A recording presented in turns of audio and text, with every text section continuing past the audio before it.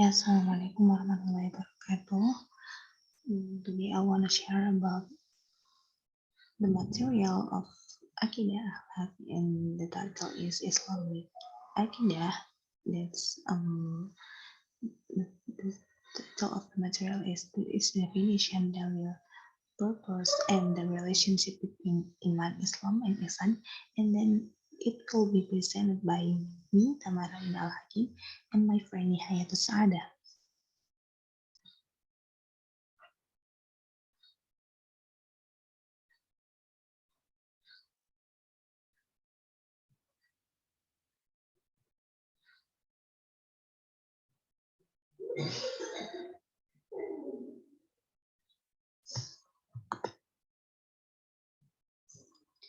So the table of content of this material is: the first is definition of Islamic Aqidah, and the second is a dalil of Islamic Aqidah, and the third is the purpose of Islamic Aqidah, and then the fourth is the relationship between Islam, Iman, and Ihsan. So the first part is a definition of Islamic Aqidah, and then this part will be presented by me. Okay, the word akidah comes from the Arabic, namely aqada yaqidu aqda aqidatan, which means not on or covenant. The sentence aqidah itself has a similar meaning with the words al-rabit, that means bond, al-ibram, that means confirmation, al-ihkam, that means reconfirm semen, asyadu bil quwwah, that means binding firmly, at-tamassuk, that means strengthening, that means determination, and then at-tawassuk, that means being sturdy or strong. Literally, akidah has the meaning of something bound by the heart with consent of reason. Oke, di sini singkatnya kalimat akidah ini berasal dari bahasa Arab, yaitu aqada yaqidu aqda aqidatan, yang berarti terikat dengan kuat. Di sini ada maknanya ini mendekati makna-makna lain yang maknanya sama, yaitu terikat. Di antaranya ada al-rabat, al-ibram, al-ihkam, asyadu bil quwwah, at-tamassuk, al-isbatan, at-tawassuk. Nah, untuk makna dari akidah sendiri ini dibagi menjadi dua secara terminologi. The first is in the definition in general, and then the second in definition in specific. For the definition in general, akidah means the problems referred to in the belief itself, a sign accompanied by deeds. And for the definition in specifics, akidah means scientific things that must be believed by Muslim in his heart, because Allah placed it in his book and revealed it to his prophet. Jadi, untuk makna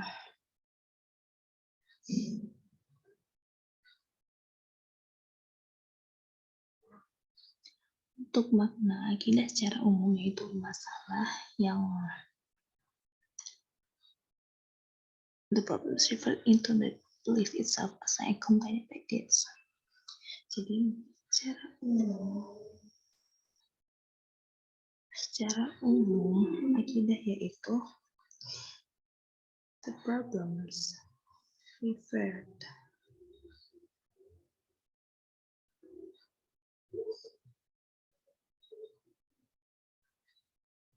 to in the belief itself, a sign accompanied by deeds, atau keyakinan sesuai dengan perbuatan. But in the definition is specific, a scientific thing that must be believed by a Muslim in his heart, because Allah preached in his book and revealed it to his prophet. Atau ilmiah atau ilmu yang harus diyakini harus diyakini oleh setiap Muslim di dalam hatinya, karena Allah telah menuliskannya di dalam kitab dan disampaikan melalui para nabinya. So in the Islamic Aqidah, there's a basic beliefs are divided into three groups. The first is knowledge of the search of belief or the existence of God. And the second is introduction to the things that are promised to exist, such as the last day, search or hell. And the third is introduction to the delivery of religious teachings, such as the existence of apostles, books, and angels.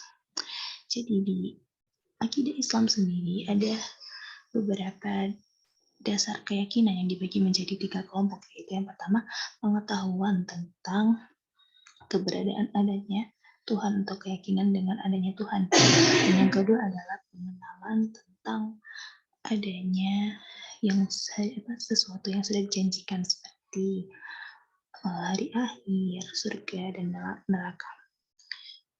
It's not a search but heaven, it's a typo. And the third is introduction to the delivery of religious teaching such as the existence of apostles, books, and angels. Dan yang ketiga adalah bentuk dari penyampaian atau bukti dari apa yang telah disampaikan, yaitu dengan adanya kitab, malaikat, dan lain-lainnya. And then the discussion of the Islamic creed can be divided into 4 parts, namely ilahiyat, nubuwat, ruhaniyat, and sam'iyat. Ilahiyat is the discussion of the Islamic creed. It contains about everything related to God, as is his obligatory nature, his impossible nature, and so on. The nubuwat sections contain discussion about prophethood, such as the names of prophet and apostles, their properties, revelations revealed to him, and so on. The Ruhaniyat is a section that discusses everything that is metaphysical, such as angel, jinn, demons, spirits, and so on. While the Sam'iyat is a part that discusses about things that can only be known through metaphysical propositions, such as the grave, the hereafter, and so on. Jadi untuk ruang lingkup atau pembahasan dari akidah Islam sendiri ini dibagi menjadi 4 bagian, yaitu ilahiyat, nubuwat, ruhaniyat, dan sam'iyat. Nah, ilahiyat sendiri ini berupa bagian yang menjelaskan tentang ketuhanan. Jadi dia ini isinya tentang sifat-sifat Allah, nama-nama Allah, dan lain-lain sebagainya. And for nubuwat is part that discuss about the prophethood atau tentang kenabian, yang berarti isinya nanti adalah tentang nama-nama nabi, terus sifat-sifat nabi, dan lain-lain sebagainya. And then the third is ruhaniyat, yaitu is a part that discuss everything that metaphysical.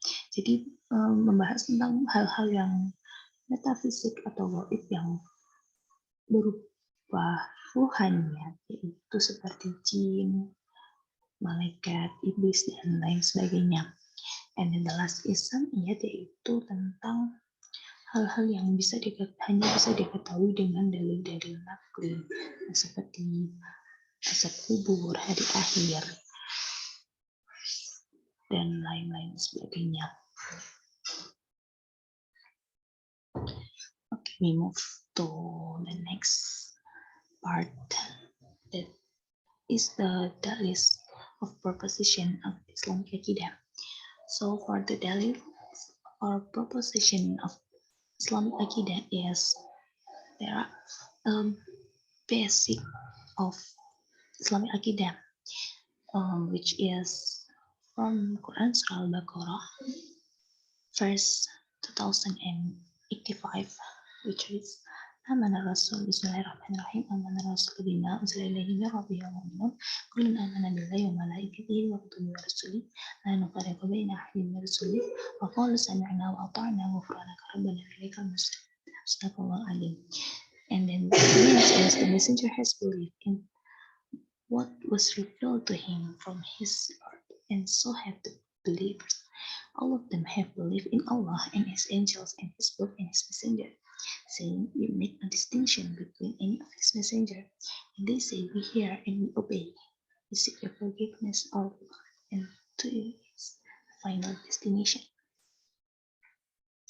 Jadi di sini adalah dasar, dan jadi sebenarnya dalil-dalil dari akidah Islam ini adalah semua ayat-ayat yang berkenaan dengan keimanan atau yang menyuruh kepada keimanan, tapi yang menjadi dasar dari keimanan, maksudnya yang menjadi dasar dari akidah Islam sendiri ini lebih spesifik di Quran surah Al-Baqarah ayat 285.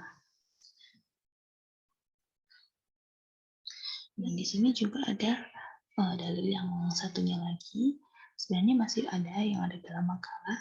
Untuk dalil-dalil yang lainnya ada di makalah, jadi bisa dibaca di makalah nanti. So the creed is a supernatural or metaphysical thing, but must be believed by every Muslim about its existence. This has been mentioned in Quran Surah Al-Baqarah verses 1 until 3, which has meaning Alif Lam Mim. This is the book about which there is no guidance for those conscious of Allah who live in the unseen, establish prayer and spend out of what we have provided for them.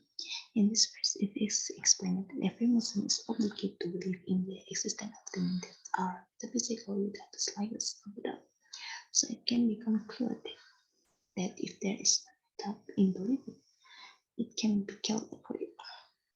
Jadi di sini dijelaskan bahwa akidah itu merupakan hal yang supernatural, gaib atau berupa metafisikal, tapi harus diyakini oleh setiap muslim. Nah, ini dasarnya atau dalilnya ada di Quran surah Al-Baqarah ayat 1-3 yang inti artinya itu adalah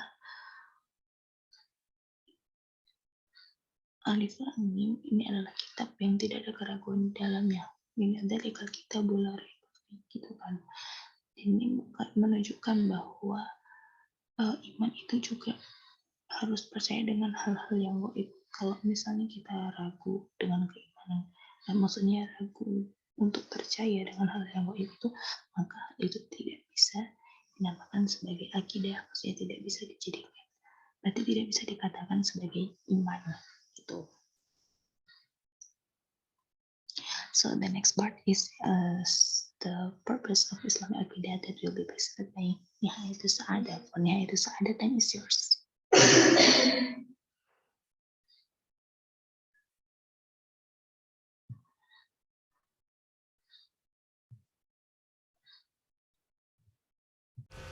Okay, thank you, and Bismillahirrahmanirrahim. Now I want to explain about the purpose of Islamic Aqidah and relationship between Islam, Iman, and Ihsan. The first is the purpose of Islamic Aqidah.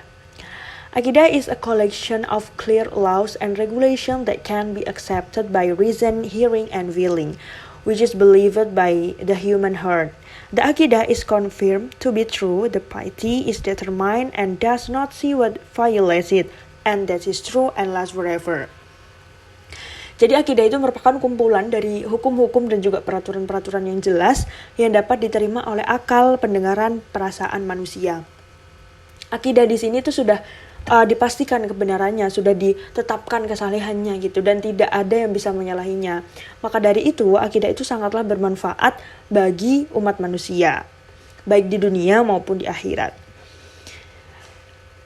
And the next is ada beberapa manfaat tujuan dari adanya akidah Islam gitu untuk manusia. Yang pertama adalah realizing sincere intention and worship to Allah Subhanahu wa taala.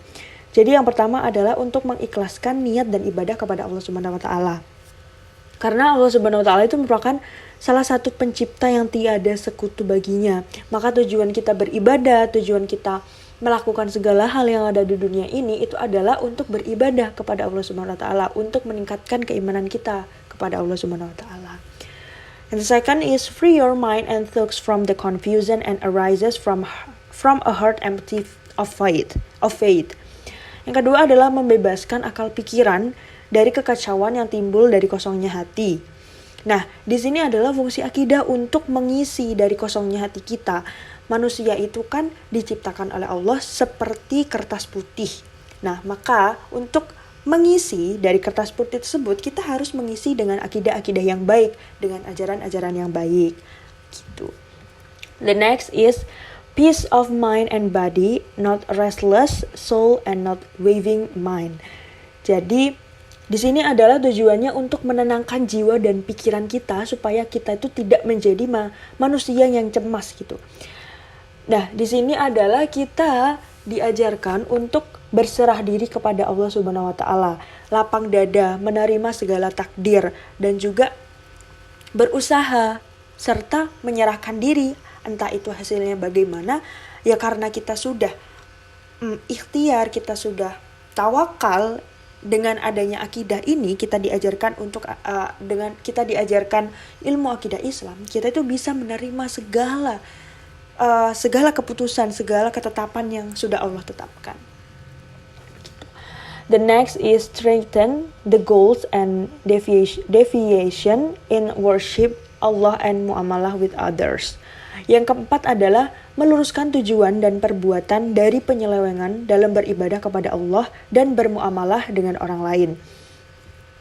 Ini dikarenakan di antara dasar akidah ini adalah mengimami para rasul yang mengandung mengikuti jalan mereka yang lurus dalam tujuan dan perbuatan. Nah, salah satu ilmu akidah, ada beberapa ajaran akidah itu memang bersumber dari para rasul gitu, dari para utusan Allah. Maka tujuannya di sini adalah untuk meluruskan ibadah, perbuatan-perbuatan yang mungkin keluar dari jalannya. The fifth is be earnest in everything by not depriving yourself of opportunities to do good deeds unless you use them with the hope of reward, and do not see the place of sin unless you stay away from it for fear of punishment. Jadi yang kelima adalah bersungguh-sungguh dalam segala sesuatu dengan tidak menghilangkan kesempatan beramal baik kecuali digunakannya dengan mengharap pahala serta tidak melihat tempat dosa kecuali menjauhinya dengan rasa takut dari siksa api neraka. Karena dasar akidah di sini adalah untuk mengimami, untuk menuntun kita ke jalan yang benar, maka ya di situ tempatnya kita harus belajar akidah gitu, supaya kita tidak tersesat dan tidak terjerumus ke dalam api neraka. Dan nomor 6 adalah create a strong ummah that use all that is expensive and cheap to uphold its religion and strengthen its pillars regardless of what will happen to take the path. Yang keenam adalah menciptakan umat yang kuat yang mengerahkan segala yang mahal maupun yang murah untuk menegakkan agamanya serta memperkuat tiang penyanggahnya tanpa peduli apa yang akan terjadi untuk menempuh jalan tersebut. Jadi di sini kita diajarkan untuk menjadi manusia yang bisa berkorban untuk umat, bisa berkorban untuk Islam gitu. Kita mengerahkan segala cara yang kita miliki baik dari pikiran maupun tenaga untuk kebaikan umat, untuk supaya orang-orang Islam itu berada di jalan Allah, supaya orang-orang Islam itu berada di jalan yang diridhoi oleh Allah Subhanahu wa taala. And the last is achieving happiness in the world and the hereafter by improving individuals and group as well as achieving rewards and honors. Jadi yang terakhir adalah meraih kebahagiaan dunia dan akhirat dengan memperbaiki individu-individu maupun kelompok-kelompok serta meraih pahala dan juga kemuliaan.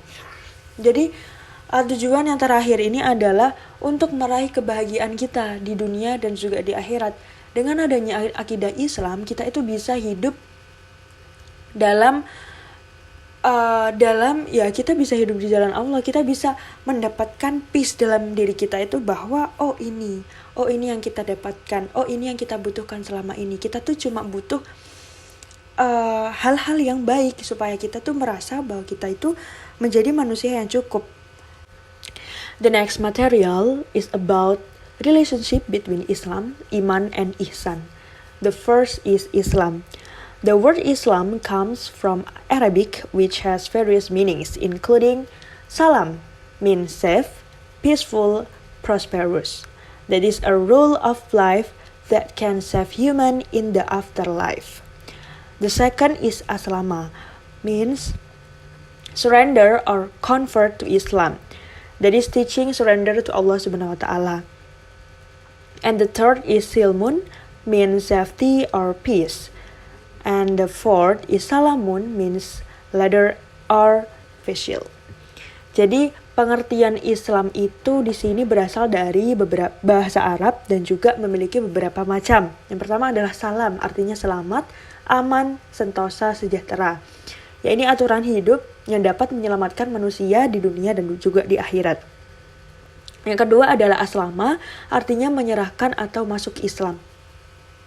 Yakni mengajarkan kita untuk penyerahan diri kepada Allah Subhanahu wa taala. Yang ketiga adalah silmun, artinya keselamatan dan juga perdamaian. Yang keempat adalah salamun, yang artinya tangga atau kendaraan. According to the term, Islam is the religion of Allah which was revealed to his messengers since the Prophet Adam alaihi salam to the last Prophet Muhammad sallallahu alaihi wasallam. Islam regulates all aspects of human life, whether religions, beliefs, social, legal, political, economic, and so on, which becomes a way of life for all human beings to achieve a life that is pleasing to Allah Subhanahu wa taala and the happiness of living in this world, the world and the hereafter. Jadi menurut istilah, Islam itu adalah agama Allah yang diwahyukan kepada rasul-rasulnya sejak Nabi Adam alaihissalam hingga Nabi terakhir, yaitu Nabi Muhammad SAW. Nah, agama Islam itu merupakan agama yang mengatur segala aspek kehidupan manusia, baik keyakinan ibadah, sosial, hukum, politik, ekonomi, dan lain sebagainya, yang menjadi pedoman hidup bagi seluruh umat manusia agar tercapai kehidupan yang diridhoi oleh Allah Subhanahu wa taala dan juga meraih kebahagiaan di dunia maupun di akhirat. Oke, selanjutnya ada aspek-aspek ajaran Islam. The first is akidah, is the foundation of Islam whose teachings are certain absolute truth, detail, and monotheism. The essence of his teaching is to unite Allah Subhanahu wa taala. Jadi yang pertama adalah akidah. Di sini adalah poinnya akidah. Akidah merupakan pondasi agama Islam yang sifatnya diajarkan secara pasti, mutlak kebenarannya terperinci.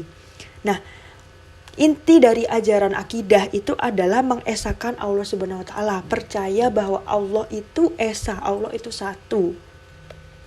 The second is syariah.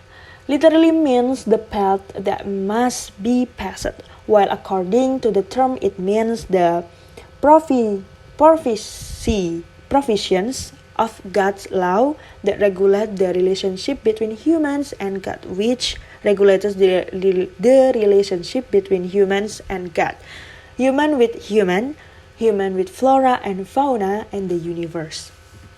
Syariah yang secara bahasa berarti jalan yang harus dilalui, sedangkan menurut istilah syariah itu berarti ketentuan hukum Allah yang mengatur hubungan manusia dengan Allah, yang mengatur hubungan manusia dengan manusia, yang mengatur hubungan manusia dengan flora dan fauna dan juga alam sekitarnya. And the last is moral. According to language means is action, while according to terms are rules about outward and inward behavior that can distinguish between commendable and despicable. Yang ketiga adalah akhlak. Menurut bahasa berarti perbuatan, sedangkan menurut istilah adalah aturan tentang perilaku lahir dan batin yang dapat membedakan antara yang terpuji dan tercela. Nah, di sini akhlak yang benar menurut Islam adalah akhlak yang dilandasi oleh iman dalam diri kita. Nah, secara garis besar, akhlak Islam itu mencakup antara hubungan dia dengan Allah, dia dengan dirinya sendiri, dia dengan sesama manusia, maupun dia dengan alam sekitar. The next is iman. The meaning of faith is to justify with the heart, with the tongue, and do it with deeds. Faith in language comes from the word asmun, yu'minu, limanan, which mean to believe or believe. Jadi yang kedua adalah iman. Nah, pengertian iman adalah membenarkan dengan hati, diikrarkan dengan lisan, dan dilakukan dengan perbuatan.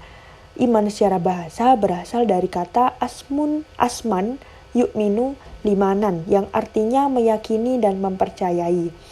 Nah, the main discussion of Islamic creed revolves around akidah which is formulated in the pillars of faith. Jadi, pokok pembahasan dari akidah Islam yang berasal dari iman itu terumuskan dalam rukun iman yang ada 6. Yang pertama adalah faith in God is believing that God is the only one. Faith in Allah confirms with confidence in His oneness both on His action in the creation of the entire universe and in the acceptance of worship of all His servants. Jadi yang pertama adalah iman kepada Allah, yaitu mempercayai bahwa Allah adalah zat yang Maha Esa, dan beriman kepada Allah itu adalah dengan membenarkan dengan yakin akan keesaannya baik dalam segi perbuatan, penciptaan alam, seluruhnya maupun dalam penerimaan ibadah segenap hambanya. Begitu. The second is faith in His angel is believing that Allah has a supernatural being named an angel who never disobeys Him, always carries out His duties carefully and to the best of His ability. Iman yang kedua, rukun iman yang kedua adalah iman kepada malaikatnya. Adalah dengan mempercayai bahwa Allah mempunyai makhluk yang gaib bernama malaikat yang tidak pernah durhaka kepadanya, senantiasa melaksanakan tugasnya dengan baik dan dengan cermat. Dan di sini ada 10 malaikat yang wajib diketahui oleh umat Islam, yaitu yang pertama ada malaikat Jibril, tugasnya adalah untuk menyampaikan wahyu. Yang kedua adalah malaikat Mikail, yang tugasnya adalah untuk mengantarkan rizki kepada makhluknya. Yang ketiga adalah malaikat Israfil, yang bertugas untuk meniup sangkakala. Yang keempat adalah malaikat Israel, ada yang bertugas untuk mencabut roh. Yang kelima ada malaikat Ridwan, yang bertugas untuk menjaga pintu surga. Yang keenam adalah malaikat Malik, yang bertugas untuk menjaga pintu neraka. Yang ketujuh adalah malaikat Raqib, yang bertugas untuk mencatat amal baik manusia. Ada malaikat Atid yang bertugas untuk mencatat amal buruk manusia. Ada malaikat Mungkar dan ada malaikat Nakir yang mengajukan pertanyaan kepada manusia ketika di alam kubur. The third is faith in His book is believing that Allah has book what were revealed to His messenger as the guide for the life of His people. The book of Allah and Kalamullah mean the command or provision of Allah. Jadi yang ketiga adalah iman kepada kitab-kitab Allah.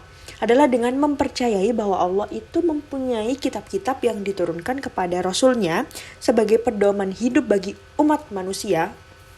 Nah, kitab-kitab Allah dan Kalamullah itu berisi tentang perintah atau ketentuan Allah. Jadi, setiap kita sebagai manusia berkewajiban untuk mengimani semua kitab-kitab Allah. Sebagaimana yang tercantum dalam Al-Quran surat Al-Baqarah ayat 85. Dan adapun kitab-kitab yang wajib untuk kita imani, wajib untuk kita ketahui adalah yang pertama ada kitab Taurat yang diturunkan kepada Nabi Musa alaihissalam. Yang kedua ada kitab Zabur yang diturunkan kepada Nabi Daud alaihissalam. Yang ketiga ada kitab Injil yang diturunkan kepada Nabi Isa alaihissalam. Dan yang terakhir adalah kitab Al-Quran yang diturunkan kepada Nabi Muhammad SAW. Selanjutnya, the next is faith in His messenger is believing that Allah sent messenger to convey His commands to mankind. Yang keempat adalah iman kepada Rasul-Rasulnya. Dengan cara meyakini bahwa Allah itu mengutus Rasul untuk menyampaikan perintah-perintahnya kepada manusia. Nah, Rasul di sini adalah merupakan manusia biasa yang dipilih oleh Allah Subhanahu wa taala dengan diberikan wahyu untuk disampaikan kepada umatnya dan agar dijadikan pedoman agar memperoleh kebahagiaan di dunia maupun di akhirat. The next is last day faith is believing in the day when God will end life in the universe. Yang kelima adalah iman kepada hari akhir, adalah dengan mempercayai atau meyakini akan adanya hari akhir, di mana Allah akan mengakhiri semua kehidupan di alam semesta. Nah, iman ini adalah iman yang diwajibkan, merupakan kewajiban bagi setiap muslim, karena apabila kita mengimani akan adanya hari akhir, kita akan bersungguh-sungguh untuk selalu mempelajari, untuk selalu mengingat akan Allah. And the last is faith in God's destiny, means believing that the creation of the universe include humans. Allah has created His certainty and provisions. Yang keenam, yang terakhir adalah iman kepada takdir Allah. Artinya mempercayai bahwa dalam penciptaan alam semesta termasuk manusia, Allah itu telah menciptakan kepastian dan juga ketentuannya terhadap makhluk-makhluk gitu loh. Jadi Allah itu sudah menyusun takdir-takdir yang akan dijalani oleh makhluk ciptaan Allah tersebut. And the next is ihsan. Comes from the word ahsana yuhsinu ihsanan, which means to do good. While the understanding of ihsan according to the term of is worshipping Allah as if you see Him. If it is not natural, then Allah it's all saying. So, ihsan is a teaching about self-realization as facing God and being in His presence when worshipping. Ihsan is education or training to achieve in the true sense. Ihsan is analogous to the building of Islam, or the pillars of faith are the foundation and the pillar of Islam are the building. Ihsan serves as a protector for one's Islamic building.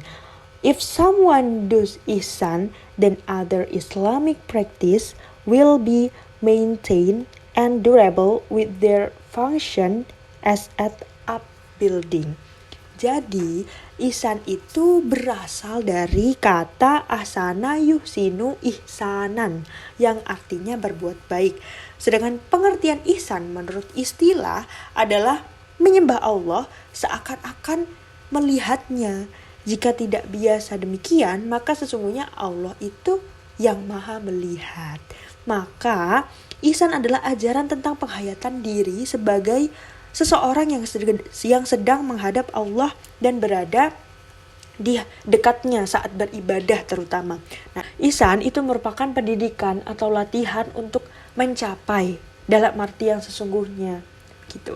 Ihsan di sini berfungsi sebagai pelindung bagi pondasi keislaman, pondasi keimanan seseorang. Jika seseorang tersebut berbuat ihsan, maka amal-amal yang dikerjakannya itu akan terpelihara, akan bertahan lama, dan fungsinya itu difungsikan sebagaimana mestinya. Gitu. Nah, di sini ihsan itu mempunyai beberapa landasan. The first is qawli found atau landasan qawli, yang sebagaimana tercantum dalam hadis riwayat Muslim yang berarti sesungguhnya Allah telah mewajibkan untuk berbuat ihsan kepada segala sesuatu. Nah, tuntunan untuk berbuat ihsan di dalam Islam itu harus dilakukan secara maksimal dan optimal. Bisa saat kita beribadah, kita seakan-akan melihat Allah, seakan-akan kita itu beribadah, di depan kita itu ada Allah gitu. Jika kita tidak bisa melakukannya, kita bisa percaya bahwa Allah itu maha melihat. Allah itu bisa melihat hambanya sedang beribadah kepada Allah. And the second is Kauni Foundation. Kauni Foundation by looking at the phenomena in this life. Jadi, Kauni Foundation atau landasan Kauni itu bisa diketahui saat kita itu melihat fenomena dalam hidup ini. Nah, di sini ada banyak sekali keuntungan yang bisa kita dapatkan saat kita itu berbuat ihsan. Yang pertama, kita akan dicintai oleh Allah karena kita merasa kita butuh Allah gitu. Yang kedua, kita akan mendapatkan pahala. Dengan kita merasa kita butuh Allah, maka Allah akan memberikan kita pahala gitu. Oh, hambaku ini sangat serius kepadaku, hambaku ini butuh kepadaku, maka Allah akan melimpahkan pahalanya kepada kita. Dan yang ketiga itu adalah mendapatkan pertolongan Allah. Di samping kita akan mendapatkan pahala, dalam segala kesulitan, dalam segala kesusahan, kita akan mendapatkan pertolongan oleh Allah Subhanahu wa taala karena kita berbuat ihsan. And the last is the relationship between Islam, Iman, and Ihsan. The relationship between these three things is faith related to Aqidah. Islam is related to Syariah, and Ihsan is related to Qauliyah. From the three things above, in the development of Islamic science, science is grouped into Aqidah, Fikih, and Akhlak. Jadi, kaitan dari ketiga hal tersebut yaitu iman berkaitan dengan akidah, Islam berkaitan dengan syariah, dan ihsan berkaitan dengan qauliyah. Dari ketiga hal di atas, maka dalam perkembangan keilmuan keislaman, ilmu itu terkelompok menjadi akidah, fikih, dan akhlak. Di antara pengelompokan tersebut, kata iman, Islam, dan ihsan itu pasti ada di dalamnya. Karena di situ adalah titik, di situ adalah kunci dari penghayatan dari kita sebagai manusia, kita sebagai umat Islam untuk menjalankan segala ibadah, menjalankan kehidupan kita sehari-hari. Begitu. Alhamdulillahirrahmanirrahim. Maybe that's all we can explain. We apologize if there are some words that may not be learned and understood. And the next we can discuss on e-learning. Thank you. Wassalamualaikum warahmatullahi wabarakatuh.